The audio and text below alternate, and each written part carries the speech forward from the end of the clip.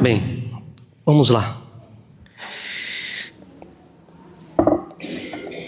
Meus queridos filhos, hoje quero dar continuidade ao que nós começamos na semana passada. Para recordarmos, na semana passada nós vimos duas parábolas do reino. O homem que vende todos os teus bens para ficar com um tesouro escondido no campo. Ele achou o tesouro. Ele sabe que existe um tesouro, ele achou o tesouro. Vendeu tudo para ficar com o tesouro. E depois, o homem que vende todas as suas pérolas para ficar com a pérola mais preciosa. Nós falávamos do amor aos bens e quanto este apego pode nos fazer roubar o nosso coração. Às vezes nós não temos coragem de deixar aquilo que temos para ficar com o tesouro ou para ficar com a pérola mais preciosa. Nós guardamos aquilo que nós temos. Nós retemos para nós. O amor aos bens pode ocupar um lugar tão grande a ponto de nós não fazermos nada para procurar o tesouro escondido no campo. E aí ficaremos somente com as ninharias, aquilo que o mundo oferece como tesouro, como pérola. A tentação de preferirmos os bens, os prazeres, as seguranças, ao invés de ficarmos com aquilo que é mais valioso. E vimos também que para termos a pérola mais preciosa, o tesouro escondido, o mais necessário é dar aquilo que temos, ou seja, o desapego. Como aqueles da parábola da semana passada, que vendem tudo, que deixam tudo. Bem, entendamos isso. A relação que nós temos com os nossos bens, ela diz muito da relação que nós temos para com Deus. É isso que a igreja diz com relação, vamos colocar aqui, a partilha de dons, a partilhar a doação, a esmola, ao dízimo. A relação que eu tenho com os meus bens, ela diz muito da relação que eu tenho para com Deus. Quanto mais apegado eu sou, menos dado a Deus eu sou. Porque no final das contas todos nós precisamos de uma segurança. Se nós não colocamos as nossas seguranças nas mãos de Deus, colocamos a nossa segurança nas mãos da criatura. Ainda nesta ótica, queria trilhar um caminho aqui que vai da confiança até a entrega total. O texto do evangelho de hoje diz o seguinte, escutamos agora. Jesus ele descobre que João Batista morreu. Ao saber da morte de João Batista, o que Jesus faz? Ele vai para o deserto, ele entra num barco, ele vai para um lugar deserto e afastado. Ele vai para o deserto. Quando as multidões souberam disso, o que as multidões fazem? Eles saem das cidades e seguem o Senhor a pé. Vejam que interessante, o caminho percorrido pela multidão que quer Jesus. Eles saem da cidade, o texto nos diz, e vão a pé, eles dão a volta, eles saem de todas as cidades vizinhas e vão a pé até o deserto para encontrar Jesus. Em primeiro lugar, a imagem do deserto. O que nós temos no deserto? O que se encontra no deserto? Alguém já foi para o deserto aqui? Alguém já passou no deserto do Saara? O deserto do Atacama, que é mais perto? Alguém já foi no deserto? O que a gente tem no deserto? Já foi no deserto? O que nós temos no deserto? Além das pirâmides do Egito. O que nós temos no deserto? Nada. Deserto.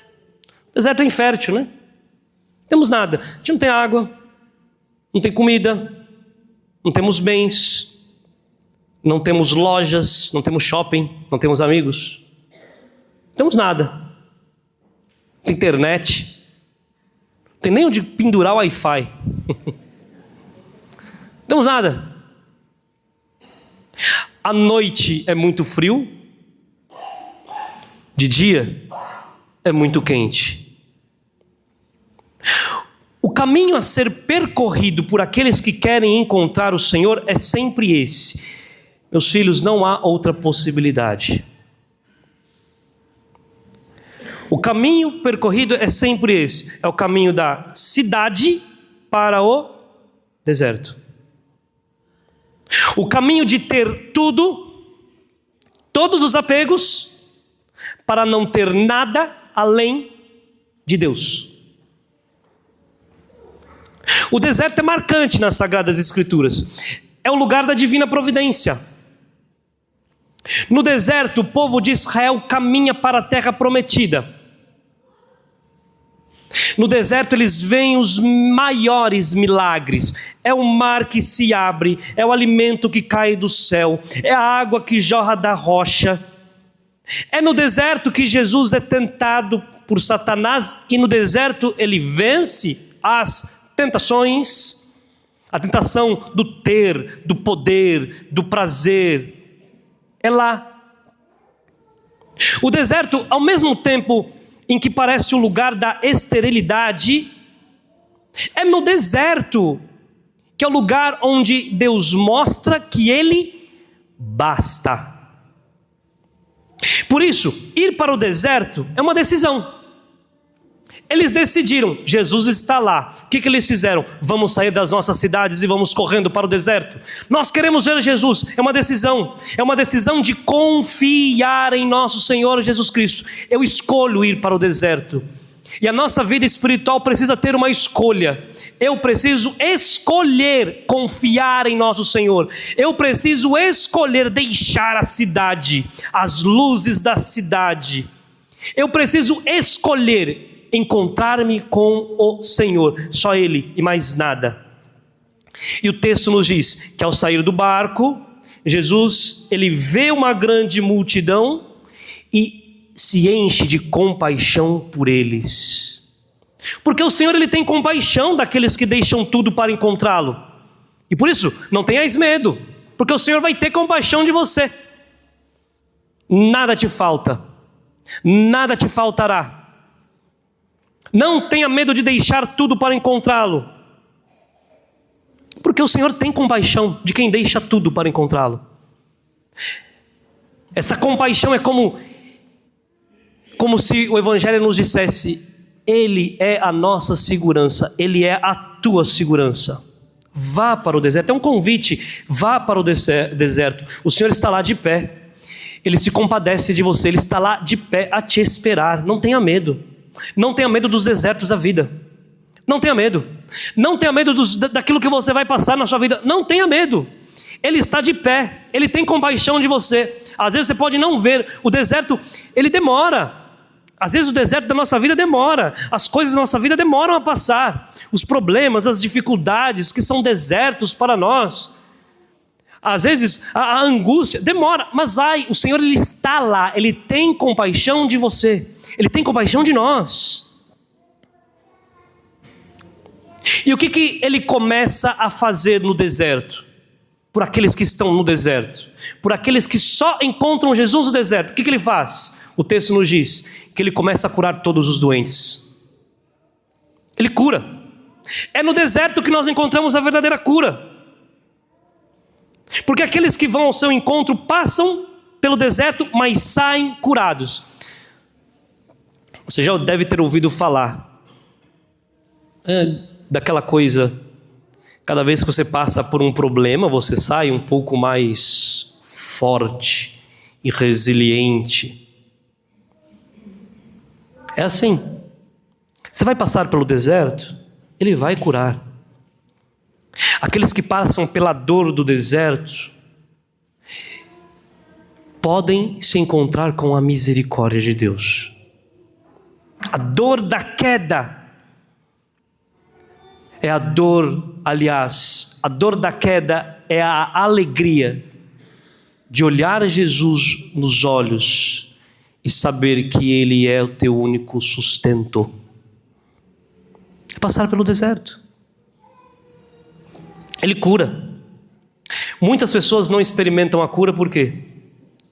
A cura física, espiritual, interior, porque não tem coragem.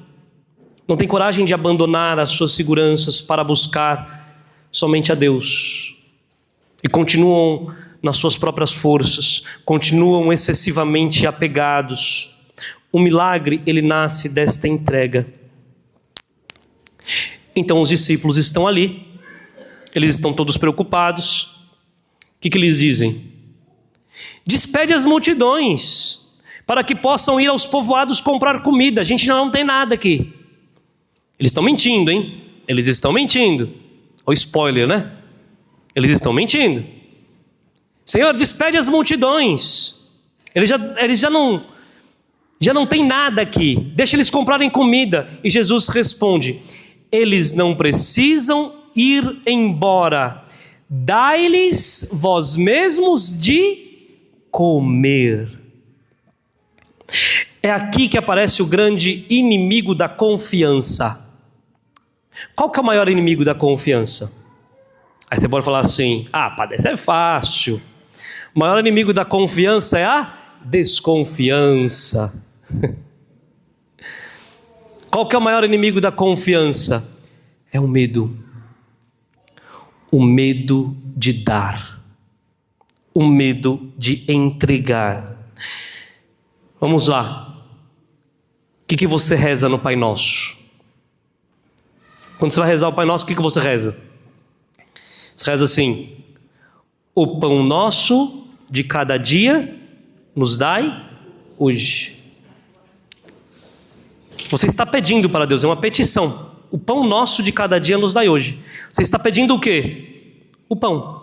Por isso que você não pode rezar à noite só. Tem gente que fala: padre, eu rezo. Que você reza quando? Eu rezo à noite antes de dormir. Você pede o pão de cada dia no meio da noite. Aí vai chegar no meio da madrugada, o pão vai chegar na sua casa. Você tem que rezar de manhã para o pão chegar. Tem que rezar na hora que você acorda para o pão chegar. Senão o pão não chega. O que significa? Você tem que rezar, tem que falar com Deus logo cedo. Você tem que, o seu primeiro abrir de olhos: louvado seja nosso Senhor Jesus Cristo, que me dá todos os bens, todas as coisas. Obrigado, Senhor, eu te amo. As suas primeiras palavras tem que ser para quem? Para Deus. Às vezes a sua primeira palavra é para o Instagram, é para o teu celular. Às vezes a primeira palavra é uma notícia que você quer escutar, uma coisa que você vê. Sua primeira palavra tem que ser para Deus. O pão nosso de cada dia me dai hoje, Senhor. É um pedido. Só pede quem confia.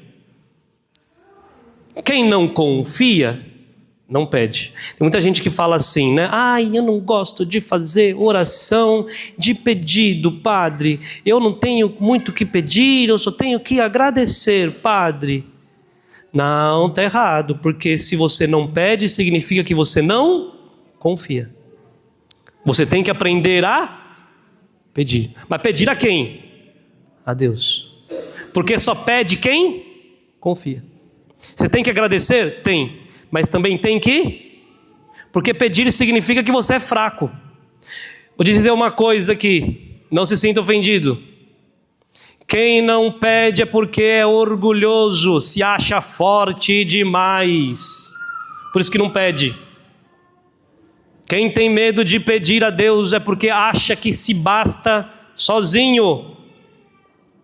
Quem não pede acha que tem as próprias seguranças nas mãos. E por isso que o Senhor nos ensina a pedir. O Senhor ensina na oração do Pai Nosso. A oração do Pai Nosso tem 7 pedidos. 7. Porque a gente tem que aprender a pedir. O Senhor nos ensina a pedir. Pedir e recebereis. Batei e vos será aberto. Procurai e acharei. Tem que pedir. Pedir para quem? Para Deus. O Senhor está nos ensinando a confiar. Confiar. Nós não pedimos o alimento somente nós pedimos o alimento hoje. Ou seja, todos os dias você tem que pedir o alimento do seu dia. Você não pede o alimento do dia inteiro, do mês inteiro ou do ano inteiro. Se você pede o alimento uma vez por semana, o alimento só vai vir uma vez por semana. É por isso que você precisa rezar todos os dias. Porque você precisa pedir a Deus todos os dias. O alimento de hoje, dai hoje. De amanhã você pede. A cada dia basta o seu dia. Ponto. Quem não confia, acumula. Isso significa que eu preciso acreditar em Deus, que Ele providenciará tudo aquilo que eu necessito. Se eu acredito nisso, eu consigo repartir. Se eu não acredito, eu começo a guardar. Se eu não confio, eu começo a acumular. Porque eu não confio que Deus vai me dar. Quem confia, reparte. Os discípulos tinham o que com eles? 5 pães e 2 peixes. Era pouco. O que era isso para tanta gente? Mas eles tinham, era deles. E o que eles preferem? Despede a multidão, porque nós temos a nossa comidinha aqui. Nós somos 12. Talvez a comida não dê nem pra gente. São somente 2 peixes. Se for um lambarizinho, né? Já era. Não vai dar nem pra gente essa comida aqui. Não vai dar. Imagina, só tem bisnaguinha lá. 5 bisnaguinha e 2 lambari. É como se eles dissessem assim: olha, Senhor, despede eles, deixa que cada um resolva o seu problema. Porque no fundo eles pensavam, se nós dermos aquilo que nós temos, nós vamos ficar sem nada. Este é o nosso pensamento que faz matar a nossa vida. Aqui está uma das maiores tentações da nossa vida espiritual. Eu não reparto aquilo que eu tenho, eu não reparto o meu tempo, porque eu acho que vai faltar. Então eu não ajudo, eu não reparto o meu tempo, eu não dedico o meu tempo. Eu não reparto os meus bens, porque eu acho que eu vou empobrecer. Eu não confio, então eu guardo. Eu não reparto o meu dinheiro, porque eu acho que amanhã Deus não vai cuidar de mim. Parece até prudência. É prudente. Mas muitas vezes isto é somente apego disfarçado. Por isso que a igreja, e repito, né? A igreja sempre insistiu na esmola, no dízimo. Por quê? Não é porque a igreja precisa de dinheiro, mas é porque nós precisamos aprender a confiar. Porque quem nunca entrega nada, nunca descobrirá que Deus é providente. Lembremos-nos do óbolo da viúva. Ela não deu daquilo que sobrava, ela deu daquilo que lhe faltava. E Jesus estava ao lado dela, e Jesus não impediu que ela entregasse, pelo contrário, Jesus a elogiou, Jesus a exaltou. Por quê? Porque naquele gesto ela dizia: minha segurança não está nas minhas mãos, eu dou aquilo que me falta, mas a minha segurança está em Deus, Ele me basta, Ele me bastará.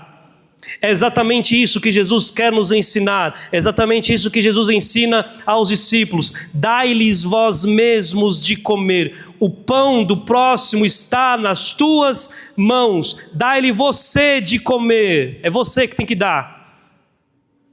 Jesus te deu. Você pede o pão nosso de cada dia, é porque Ele quer que você distribua o pão nosso de cada dia. Não é para você guardar. O milagre começa quando eu entrego. Enquanto eu retenho, Deus respeita a minha pobreza. Quando eu ofereço, Deus manifesta a sua abundância.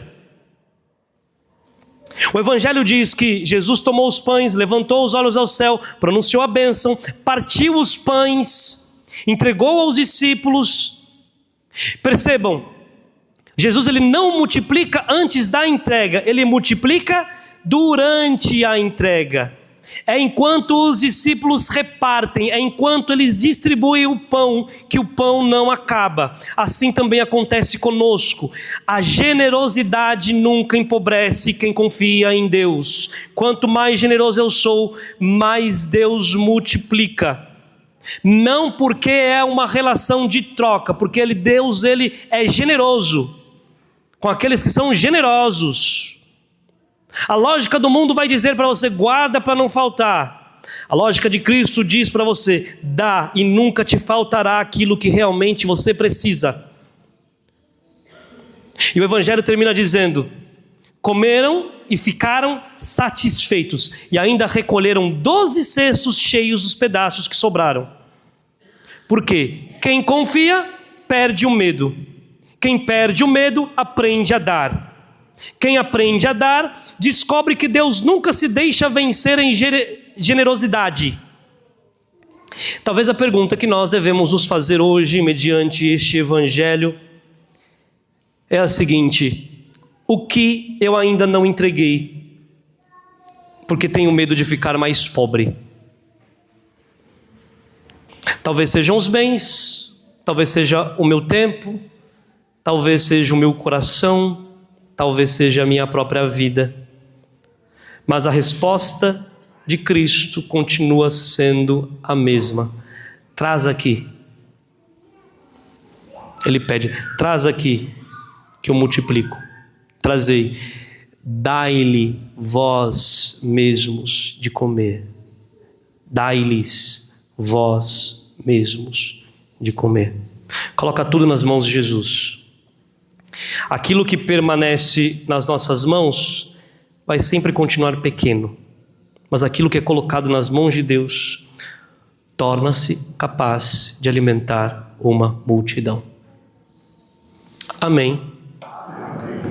Amém, igreja? Amém. Vamos ficar de pé.